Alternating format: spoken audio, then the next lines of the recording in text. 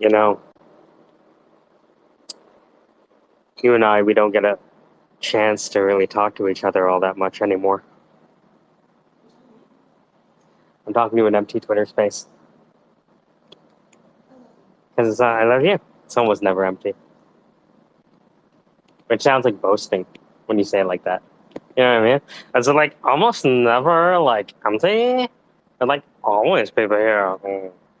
Oh, like, oh.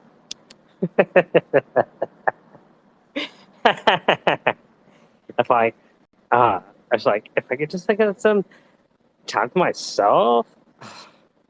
Like, all right. Sorry. Uh, we never really get to spend all that much time together anymore. And while many people perceive that as, I guess, success, I can't deny that, we haven't lost something in the process.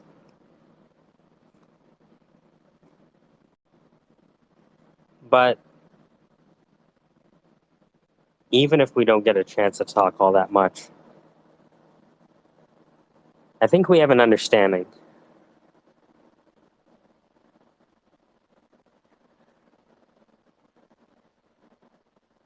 And if we don't have an understanding, come talk to me about it. Tell me how you feel. You think I'm a piece of shit? Great. You think I'm a great person? Who gives a fuck? Because none of it matters. I remember Dom Pare had this quote: none of this matters. And I'll tell you the context. So back in the day, I was an aspiring stand-up comedian, and there was this Facebook group filled with all of the stand-up comedians in Toronto, right? And they used to, talk with each other, share their videos of their stand-up, tell jokes. Oftentimes, we're just fighting with each other over the politics of stand-up. Oh man, if the Facebook page still exists, Toronto Stand-Up Community, I think it was called. You'll see all of the bacanao, as we say in the Caribbean. So invariably, when you put people into a space, they disagree with each other. Either because they disagree about the subject matter, disagree with each other politically. Maybe they're from a port city and you're talking with somebody from farmland America. You know what I mean? Like, there's so many reasons that people have to disagree with each other.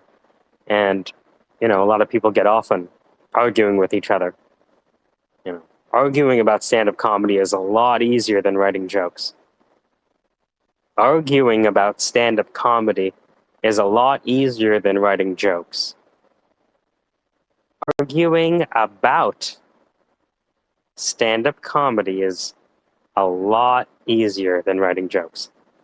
So, a lot of people would argue about this, that, and the other. I think it was what Van Gogh or Picasso said, that when art critics get together, they talk about mood, form, and history, and when great painters get together, they talk about where to get the cheapest turpentine. And so there would be these threads with just like 300, 500, 800 replies, comments, arguments, threads beneath threads. And much like what happens here on Twitter. And when the thread would get long enough, invariably Dom would say, none of this matters.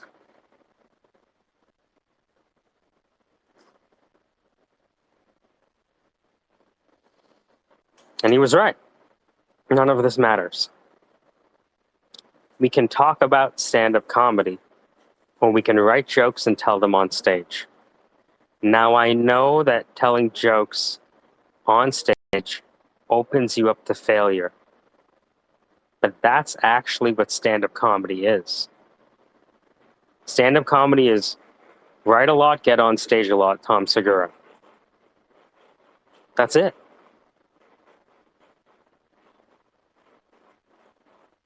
I've seen comedians that I thought weren't funny become hilarious to me. I've seen people that I thought were terrible comedians become great ones. And if terrible comedians can become great comedians, and I think that people who aren't having that much success as as a startup founder, instead of a stand-up farter, stand-up farter, a stand-up farter. I think that if a stand-up comedian can go from unfunny to funny, then why isn't it true that a startup founder can go from failure to success? Now, on the other hand, a lot of people would tell you it takes about 10 years. And if you look at depending on how much success you want, it does take kind of 10 years. But it doesn't have to. The time between ideation and physical manifestation has never been shorter. I think we need to remember, though, that none of this matters. If you are talking about stand-up comedy, or you're talking about startups, and you're not telling jokes on stage, or you're not testing usable prototypes,